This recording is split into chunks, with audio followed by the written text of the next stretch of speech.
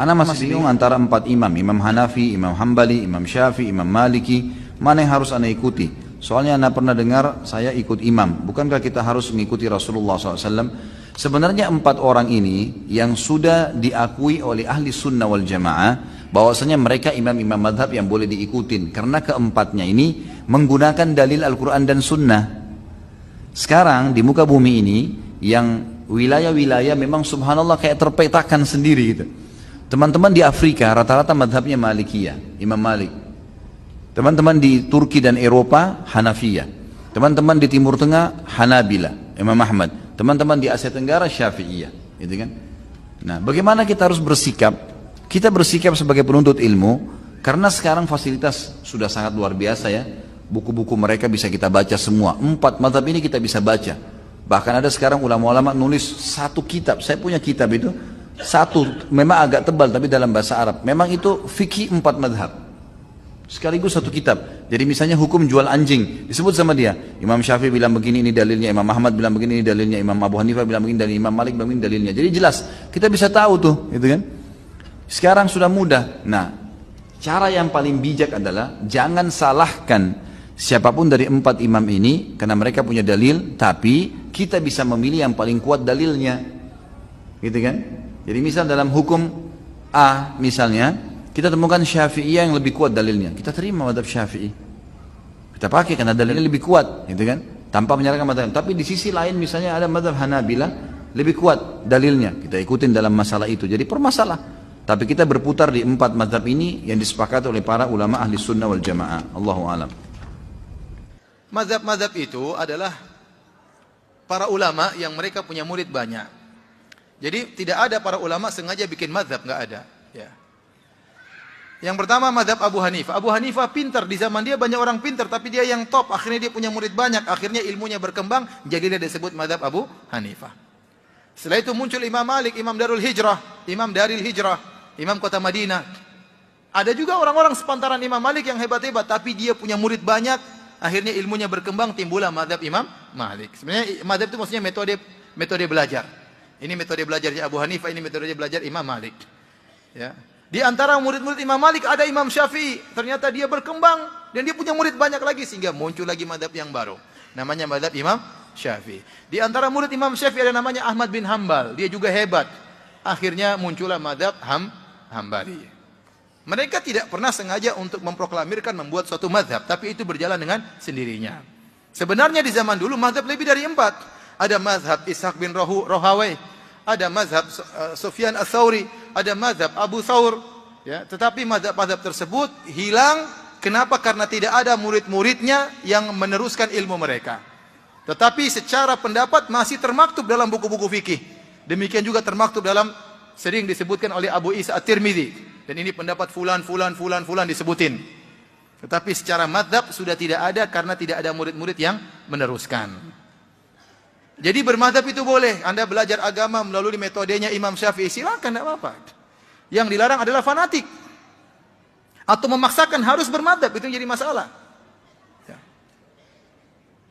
Dan para imam tidak pernah memaksa untuk bermadzhab, dan mereka tidak pernah mengajarkan murid mereka untuk fanatik. Contoh besar Al-Imam Syafi'i rahimahullah ta'ala. Al-Imam Syafi'i punya murid langsung namanya Al-Muzani. Al-Muzani punya kitab Al-Mukhtasar lil-Muzani, kitab fikih juga. Kitab Mukhtasar Al-Muzani ini mengumpulkan, meringkas pendapat Imam Syafi'i dari kitab Al-Um dan juga dari ceramah-ceramah Imam Syafi'i. Dalam kitabnya tersebut dia sering mengatakan, guru kami Syafi'i mengatakan demikian, adapun saya berpendapat demikian. Dan dalam buku-buku fikih ma'ruf, Imam Muzani berpendapat demikian, Syafi'i berpendapat demikian. Contoh, antum baca sederhana, saya baru baca kemarin, masalah kapan Lailatul Qadar. Menurut mazhab Imam Syafi'i, Lailatul Qadar itu malamnya tertentu, tidak berubah sepanjang tahun. Kalau malam 23 ya malam 23 terus. Kalau malam 21 malam 21 terus. Dan Imam Syafi'i dalam sebagian berpendapat malam Lailatul Qadar selalu malam 21. Dan dalam pendapat yang lainnya mengatakan malam Lailatul Qadar selalu malam 23. Ternyata diselisih oleh muridnya Al-Muzani. Al-Muzani berkata malam Lailatul Qadar itu berpindah-pindah dari tahun ke tahun. Bisa jadi malam ini 21, bisa jadi tahun depan malam 27, bisa jadi malam berikutnya malam 25. Ini muridnya menyelisih gurunya dan tidak ada masalah. Ya. Contohnya lagi Imam Syafi'i punya murid namanya Ahmad bin Hambal. Apakah Imam Ahmad bin Hambal mengikuti seluruh perkataan Imam Syafi'i? Tidak, bahkan dia bikin mazhab baru namanya mazhab apa? Hambali.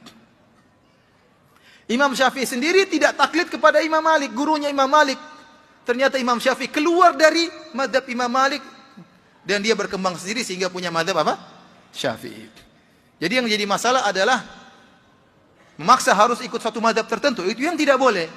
Tapi kalau dikatakan bahwasanya boleh bermadzhab, boleh. Bahkan ulama kita bermadzhab. Syekh bin Baz mazhabnya Hambali.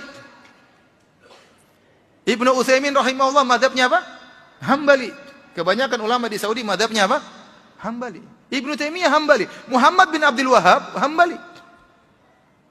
Kalau mereka menuduh kita tidak bermadzhab, tidak benar. Sebagian ulama kita juga bermadzhab, cuma mereka tidak menyuruh untuk apa? Untuk fanatik. Yang jadi masalah saya dapati di zaman sekarang ini, ada sebagian ustadz atau kiai yang memaksakan harus bermadzhab, harus bermadzhab, harus bermadzhab. Tatkala dia bicara tentang musik, madzhab semua dia buang. Kenapa? Karena seluruh madzhab mengharamkan musik. Madzhab Hanafi mengharamkan musik, madzhab Hambali mengharamkan musik, madzhab Syafi'i mengharamkan musik, madzhab Maliki mengharamkan musik. Terlebih lagi madzhab Syafi'i keras dalam masalah musik. Sampai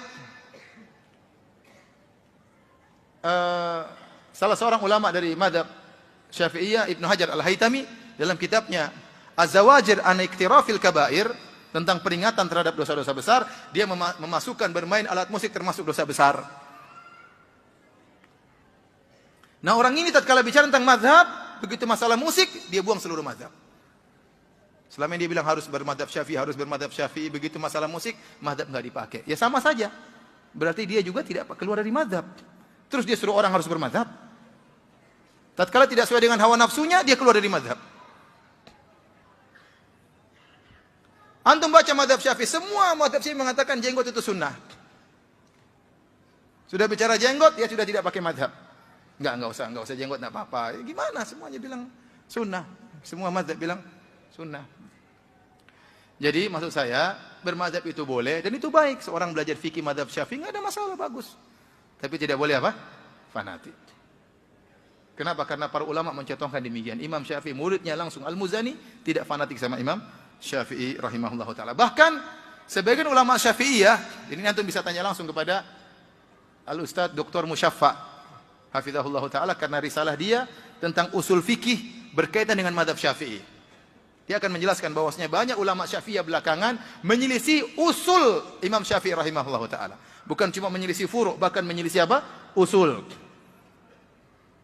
Kalau mengatakan harus sama persis seperti Imam Syafi'i, ternyata tidak juga, para ulama tidak demikian.